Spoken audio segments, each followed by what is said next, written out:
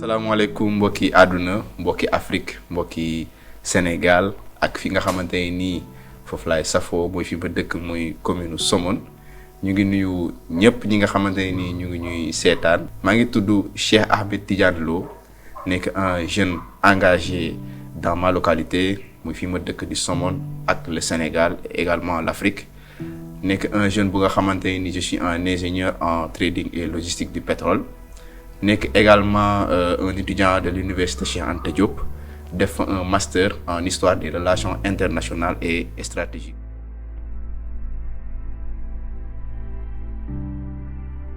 waaw boo xoolee Sénégal depuis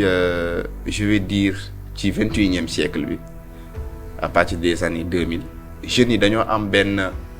engagement boo xamante ni dañ ko wane muy ci cadre social ci cadre bu politique. ak ci cadre bu économique boo xoolee ci cadre bu politique jeunes yi wane nañu benn hargne benn motivation bu nga xamante ne nii ça s'est concrétisé en 2024 donc aujourd'hui au Sénégal am na lu ñu tuddee benn rupture traditionnelle bu nga xamante ne nii dafa am ñu constaté ko ñun ñëpp biir Sénégal donc loolu moom mooy firndeel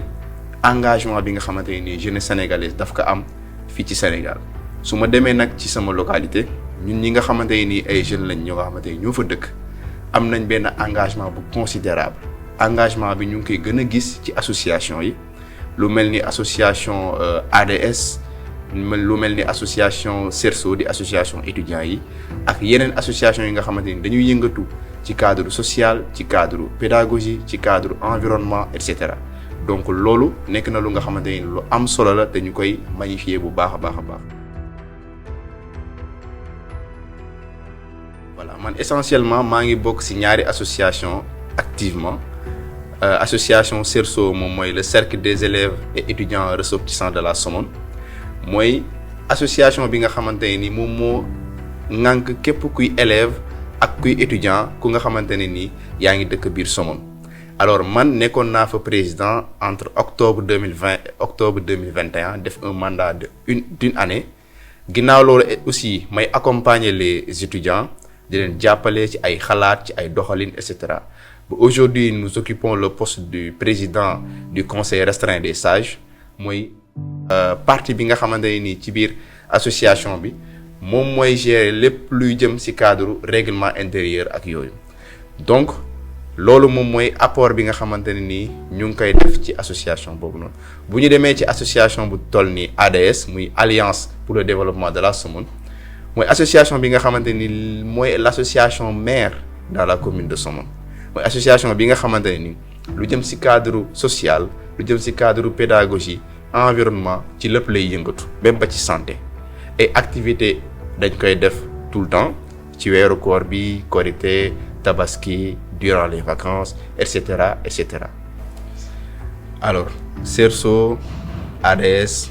comme toutes les associations du monde comme toutes les associations du Sénégal du ñàkk ay différences de point de vue du ñàkk léeg-léeg mu am ay décisions yuy jël décisions yooyu noonu am ñu ci d'accord am ñu ci d'accordul donc loolu lu naturel la ci doomu aadama donc lu mel ni CERSO tey par exemple bu ñu jëlee wàllu logement léeg-léeg du ñàkk ñu def ay affectation ñu ne yow de dañ lay yóbbu tel logement wala dañ lay yóbbu tel logement te du la arranger parfois même problème logement dafay dem ba ci dafa yegg ci entre le bailleur ak les dirigeants de l'association mais tout le temps dañuy am benn posture bu nga xamante ne nii pour régler les situations ñi fi nekk au niveau du CERSO ñu ngi abattre un travail colossal te ñu leen di saluer à chaque fois di leen accompagner ce sont nos jeunes frères nos jeunes sœurs tout le temps dañuy laaj ay xalaat ci ni nga xamante ne nii noonu la ñu war a doxalee ñu leen di jox ay xalaat di leen wax yoon bi nga xamante ne nii moom la ñu war a jël. bu ñu jëlee ADS nag boo xoolee ADS mën nañ ne aujourd'hui il y a eu benn genre passage bu am entre génération bi fi nekkoon ak génération bu bees bi bëri na ay étudiants ay anciens étudiants yoo xamante ne nii ñi ngi CERSO mais également ñu ngi œuvrer pour l'ADS donc am na benn xarkanam bu bees boo xamante ne nii indi nañ ko au niveau de l'ADS te ñu ngi ñaan yàlla mu jàppale ñu ba mission yi nga xamante ne nii Somonois yi wóolu nañ ñu ba dénk ñu ko yàlla def ñu mottali. alors concernant la municipalité de la Somone piloté par monsieur le maire Salif Diouf comme ni ko ki ko précédé daan ko defee dafay jàppale association yi nga xamante ne nii ñoom ñoo nekk biir Somone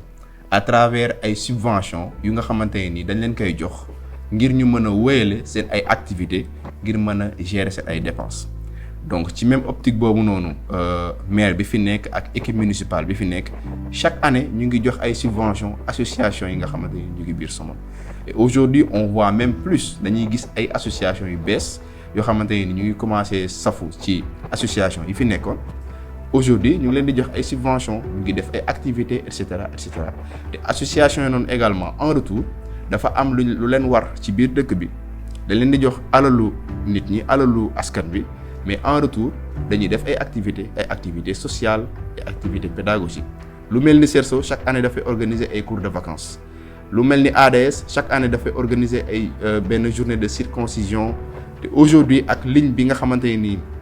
moom lañ commencé jël au niveau de l'ADS ñu ngi envisager def plus que ça def ay activités yoo xamante ne nii c'est beaucoup plus structurante ay activités yoo xam ne dafay laal toutes les couches de la population somonoise.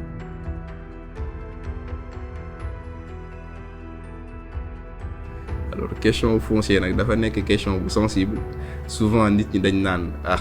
waruñu di si wax wala et cetera mais dès lors que nekk na question bu nga xamante ni dafay intéresser képp kuy somonoise et somonois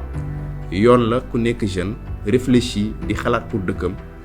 génnee ci li nga xamante ni moom mooy xalaatam coow suuf nag dëkk boo dem am na fa. Alors l'essentiel rek mooy li nga xamante ne nii dañ koy génne comme ay kàddu mu nekk ay kàddu yoo xamante ne nii balaa ñu koy génne dañ koy càmbar ba noppi problème foncier yàgg na biir Somone aujourd'hui on est en train de parler ay affectation ak désaffectation de terrain à des entreprises qu'elles soient privées wala ay entreprises yoo xamante ne nii xamaguñu sax ban nature lañ am. Maintenant aujourd'hui li nga xamante ne nii moom moo créé polémique on va dire. mooy que municipalité bi dafa am ay terrains yu bëgg a affecté Dakar American University of Science and Technology lu mel ni benn partenaire boo xamante ni dafa bëgg a def benn académie de football bëgg a jox également benn promoteur ku ñu wax Abdou Dieng espace boo nga xamante ni c'est en remplacement wala boog c'est en contrepartie pour benn ñaari immeuble yu mu war a jox les étudiants de Somone qui sont à Dakar pour ñu am logement pour mën a réparer seen problème de logement yi nga xamante ni moom lañ am. Donc bëri na ñoo nga xamante ni ñu ngi wax ci problème bi sans pour autant ñu lañ bët li nga xamante ni moom moo nekk ci biir contenu wu convention yi wala contenu wu motif yi nga xamante ni moom moo tax municipalité bi di agir pour loolu noonu. Donc li nga xamante ni nag moom mooy suñu xalaat par rapport ak loolu. mooy que municipalité bi pour man su demee bay def benn activité wala su demee bay def ay affectation ak désaffectation tout en prenant en compte sensibilité bi question bi am pour man waroon nañoo mën a la majeure partie des personnes ñu am ñu leen représenter ñu ñëw teewee yenn instances yi waxtaan ak nit ñi waxtaan ak population bi ba bépp décision boo xamante ni dañ koy jël te mu war a impacter ñun ñëpp dans des années à venir yoon la démarche bi mu nekk une démarche inclusive donc loolu peut-être mooy li nga xamante ne ni mën nañ ko reprocher la municipalité actuelle mais au-delà de ce fait là ci biir fond bi nekk na loo xamante ne ni lu ñuy apprécier la wa ilaa lu ñu dul apprécier la tout dépend si ku nekk ban position nga nekkee ak yow lan nga gis comme xalaat par rapport ak question.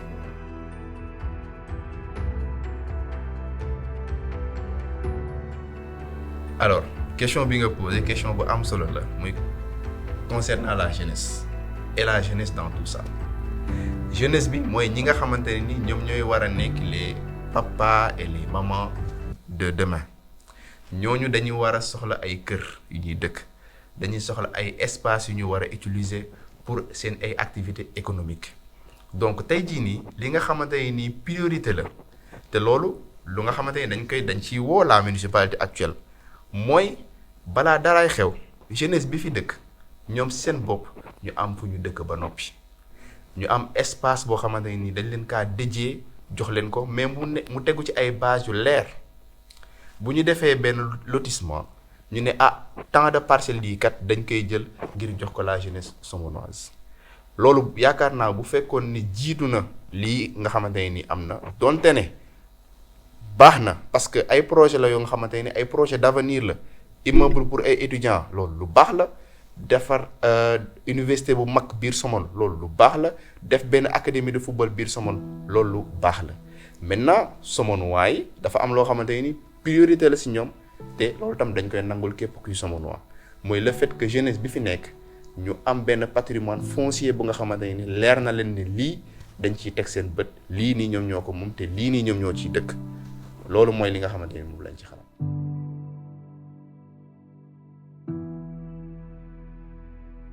ok alors question bi nga soulever aussi tamit par rapport au pétrole lu am solo la ndax bëri na ay coow comme ni suuf bëree coow biir Somone noonu la pétrole bi également amee coow biir Sénégal donc yaakaar naa ak régime bu bees bi nga xamante ni mu ngi fi ñu ngi dox ay jéego ngir la renégociation de certains contrats pétroliers te yaakaar naa récemment rek y a le premier ministre mu ngi publier benn renégociation bu ñu def ba jële fii le partenaire Cosmos Energy ngir mu quitter en fait